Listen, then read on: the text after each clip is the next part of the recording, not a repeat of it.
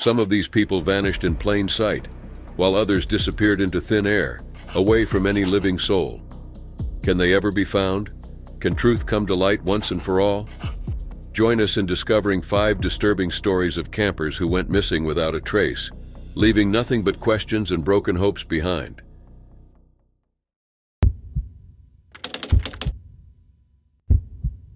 The story sounded fishy, but after all, there wasn't much to work with. Not only were the details murky, but the land and air search had proven useless too. Spanning an area of over 283,000 hectares, Baracula State Forest was simply too vast. The perfect place to conceal any secret, the perfect place to seal any fate.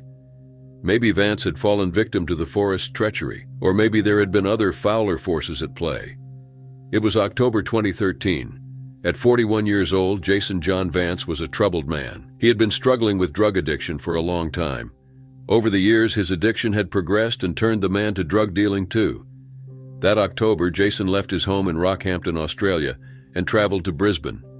There he planned to use his tax return to buy some crystal methamphetamine, also known as ice, and sell it. Whatever transpired in Brisbane made Jason decide to leave town after arriving. On October 20th, 2013, he texted his housemate back in Rockhampton, telling him he was going to the Gold Coast, a city located some 41 miles south-southeast of Brisbane. Up until that point, Jason told his housemate that he had been couch surfing and had $1,000 and his phone stolen from him. Maybe Jason believed the Gold Coast would prove kinder to him and his plans. Once he got to his destination, Jason Vance got straight to business. He spoke to numerous people about making and selling ice. He looked for associates. Finally, Jason found 2 of them, a man and a woman, who would become the last people to ever see him alive, allegedly. The 3 of them devised a plan and soon set out to make it a reality. First, they left the Gold Coast in 2 cars, heading for Baracula State Forest, the largest forest in the entire southern hemisphere. Once they got there, the 3 people purchased cold and flu tablets, though it's unclear how. They then set up camp, a main base for their undertaking. The 3 of them wanted to cook drugs from the medicine and sell them, but things didn't turn out quite as planned, at least not for 41-year-old Jason Vance. It was late in the evening on October 24, 2013, when Jason wandered into the forest, never to be seen again. His associates looked for him in the morning, but only for a short while before driving away in one of the cars. They left the other car for Jason. At least that's the story they told the police.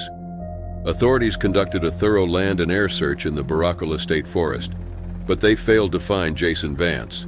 They only found the car. It contained Jason's backpack, but not the man's wallet nor his phone. They monitored his bank account and medical records to no avail. Nothing new there either. Finally, police concluded there was no suggestion that Jason's associates played any role in the disappearance whatsoever. 2 witnesses also told police that they saw a black 4-wheel drive vehicle in the area on the day he disappeared. So what happened then? In 2017, 4 years after the man's baffling disappearance, a coronial inquest determined that Jason Vance is dead, but the circumstances of his death couldn't be determined.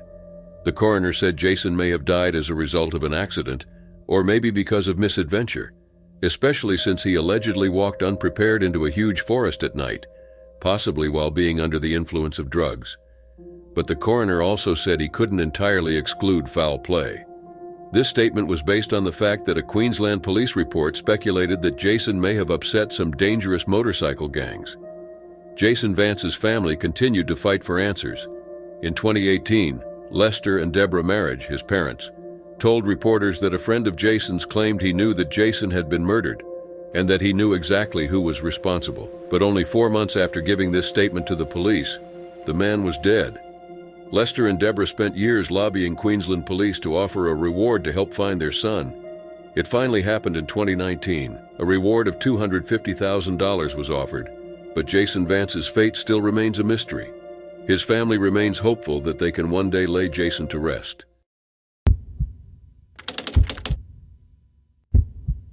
On October 24, 2019, Niels Becker set out on what he hoped would be his greatest adventure to date. He was just 1 day away from turning 39 years old, and he intended to make his birthday a memorable one. Niels, who lived in Melbourne, Australia, was a very experienced bushwalker, a well-prepared hiker, and a skier. For his 39th birthday, Niels wanted to undertake a solo trip in the Victorian Alps, a large mountain system known locally as the High Country. Niels had an affinity for the High Country. He had hiked there many times before and felt at home on the slopes. Niels Becker, who had always been an independent person, found the High Country immensely inspiring. He wrote much of his poetry, music, and prose about the calming familiarity of the mountains and trails. But Niels Becker wasn't only a starry-eyed poet, nor was he naive. He was an intelligent person who understood the inherent risks of hiking solo. That's why he tried to take as few risks as possible. Niels had spent 6 months training his already fit body before his birthday trip to the High Country, by either exercising or walking around Melbourne with a heavy rucksack on his back. He also knew that he would need numerous and varied resources for his 5-day-long adventure in the High Country. He packed responsibly. He had water sterilization tablets, as well as warm clothes, plenty of food, and enough equipment to help him in almost every circumstance. Before setting out, Niels Becker let both his parents and local police know where he intended to go. He set off on October 24, 2019, near Mount Buller from Upper Jameson Hut, where he left his car. Niels told his parents he wanted to walk to the McAllister Springs area. He was accompanied only by his favorite music, a playlist of jazz, folk, and Christian country. He was on top of the world doing what he loved most. His birthday was the next day on October 25th. He spent it completely alone and without reaching out to his parents. But this didn't alarm them, especially because Niels texted them the following day, on October 26th. Niels told his parents he was at the Vallejo Gantner hut and that he intended to head to Mount Sterling before finally making his way back to Mount Buller. The man didn't mention a particular route or anything else besides the fact that the phone reception was terrible and that he was going to call them once he reached Mount Buller. But the phone call never came. At first, Niels's family remained optimistic. His sister was sure he would come out with an epic story. Unfortunately, that didn't happen. The Beckers notified authorities about their son's disappearance. Volunteers, police, a dog squad, air wing, bush search and rescue. The State Emergency Service and the Department of Environment set out to find Niels Becker. About 70 people joined forces, but heavy rainfall hampered their search efforts. The heavy rain impacted visibility, which rendered the air wing useless. Still, the search continued with the help of off-road bikes. Police also searched Niels's vehicle, but they didn't find anything relevant to the matter. The team didn't give up despite the bad weather, but their search proved fruitless. Niels Becker had vanished without a trace. On November 11, 2019, police announced they have stopped actively looking for the man and that they believed the man had most likely succumbed to hypothermia. Niels Becker is remembered by his family as a very kind person, a fantastic uncle to his sister's 3 daughters, and an independent person whose art was greatly inspired by the High Country. Neil Skinner was a lively pensioner who loved his family and the outdoors. At 71 years old, Neil was healthy and fit. He loved the Scottish Highlands area, with its breathtaking views and its fine whiskey. Neil would often travel from his home in Doncaster to the Highlands to reconnect with nature and do some quality hiking. In May 2022, Neil had another one of his walking trips planned. He said goodbye to his daughter at a family dinner, then set off on May 6th, accompanied by 2 friends. They were ready to relax and unwind for 5 days. Neil and his friends spent the first night of their trip in an organized campsite, safe in their tents. Everything was already going great. The next day, on May 7th, the group headed further into Scotland. They arrived in Tindrum, a village in Scotland which is popular with tourists and hill walkers. While in Tindrum, they went to the Green Welly Stop, a family business where Neil bought gifts for friends and family. The group was there only briefly before driving away and parking their car at the Victoria Bridge. This was it, the official beginning of the walking branch of their trip. The group had a 40-mile walk ahead of them, which they planned to cover over multiple days. There was no rush needed, as they chose quality over quantity. The 3 friends took their tents and made the initial 6-mile walk of the trip to Loch Dochard. Loch Dochard, which is located about 4 miles west of Bridge of Orchy in Argyll and Bute, in the Scottish Highlands, is surrounded by mountains. It's a remote area, perfect for those who seek the quiet of nature. Once they got to the loch, Neil and his friends made camp by the water and spent the night there. The next day, on Sunday, May 8, 2022, the group set off to Loch Etive. But Neil Skinner felt unwell. About 90 minutes in, the man decided the walk would be too much for him in his condition, so he decided to turn back to Loch Dochard, to his tent. His friends wanted to go back with him, but Neil Skinner, who was a kind and cheerful person, insisted that they should get on with their trip. No need for all of them to miss out on the beauties of the Highlands. That night it began to rain heavily. The torrential rain made it extremely difficult for Neil's group to keep walking, so they decided to go back and pick up the 71-year-old. But once they got back to Loch Dochard, they were met with a baffling sight. They found Neil's walking pole stabbed into the ground. His overnight breakfast oats were soaking wet. But where was Neil? They turned back to the car, but the man wasn't there either, and all of his gear was still in the tent, as well as the man's phone and wallet. This meant that wherever Neil was, he was only wearing a green jacket and some gray walking trousers, both pieces of clothing unfit for the harsh weather. Once the police were alerted, they began an extensive search involving helicopters, drones, and mountain rescue teams, to no avail. Naturally, they turned their attention to the loch, but divers were also unable to find any trace or any possible clue about Neil Skinner's whereabouts.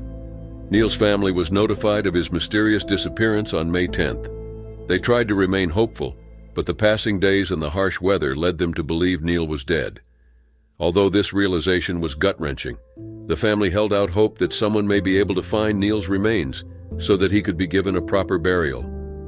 Neil's daughter Kate said her father had been diagnosed with Asperger's and depression, but the family didn't consider Neil hurting himself an option, especially since CCTV footage had shown him buying gifts to bring back home.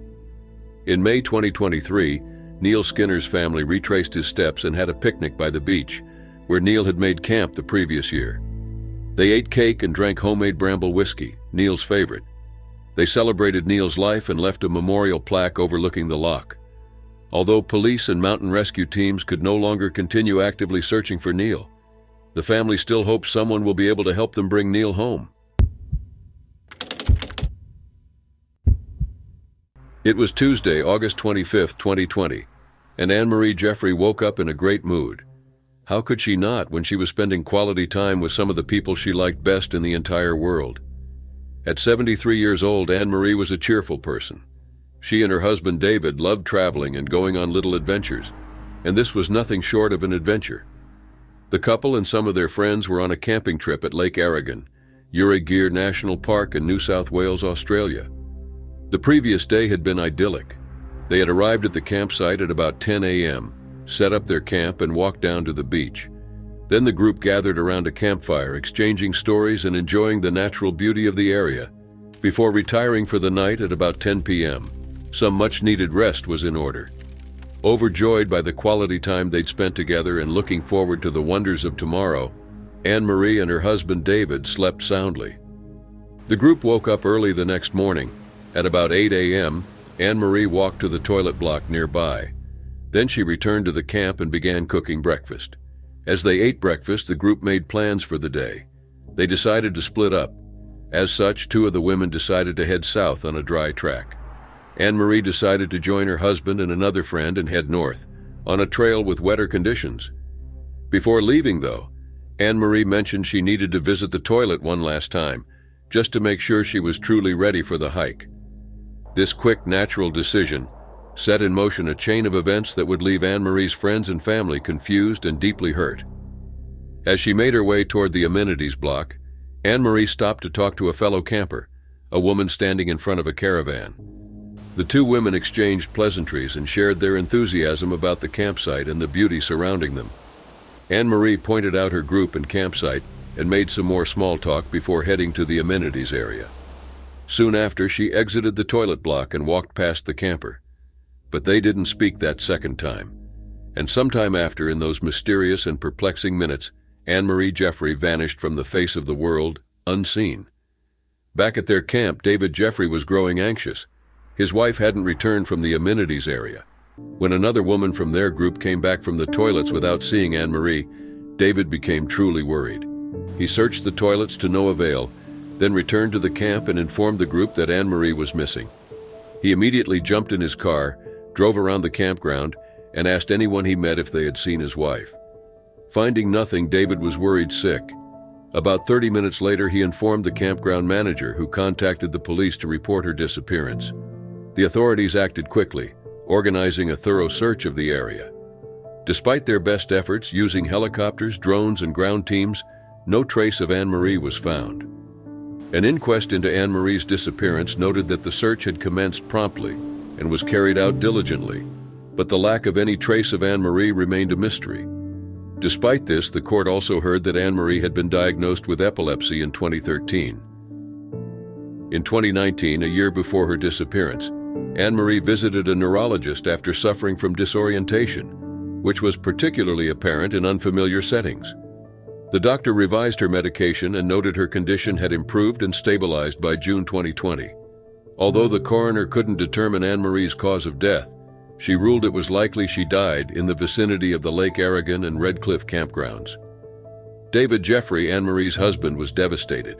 He spoke extensively and fondly of their life together, noting how the two of them had spent 46 fulfilling years together, taking care of their two children and working together as a great team. It was around 9 p.m. on October 2, 1998, when Robert Bob Michael Bobo was dropped off by a female driver at his campsite in the remote and densely forested Rogue River National Forest between Prospect and Union Creek in Oregon. This vast expanse of wilderness is known for its rugged terrain and mysterious disappearances, but Bob knew it like the back of his hand. He had a campsite in the Woodruff Meadows area, near 700 Road. At 36 years old, Bob was pretty much broke. On the night of October 2nd, he'd bummed food and drinks from friends in Prospect before managing to secure a ride to his campsite. The following day, on October 3, 1998, one of Bob's friends arrived at his camp. The hunting season was commencing and the two friends wanted to make the most of it. As such, Bob's friend diligently fulfilled his promise and came to pick Bob up. But there was no sign of Bob. Where could he have gone? Bob had no vehicle, he certainly had no money. The only thing he had was the desire to go hunting. Where was he then? His friend wasted no time before contacting National Forest Rangers to report Bob missing. There was no sign of foul play at the camp, but what worried friends and family was that he had apparently left everything he owned behind. Police found all of the man's clothes, his two rifles, as well as his beloved black Pape cat cap. His brother, Dennis Bobo, traveled to the Prospect area to search for any signs of his sibling. He would visit the forest at least once a month, scouring the ground for clothing, pieces of fabric, or bones. But his efforts yielded no results, and the mystery only deepened. Dennis could believe almost everything, but he couldn't believe that his brother would ever leave that cap behind. Putting it on was the first thing Bob did in the morning, mainly because he was a bit ashamed of his receding hairline. To Dennis, it was obvious that Bob hadn't simply disappeared. No, he was sure of it. His brother had been murdered.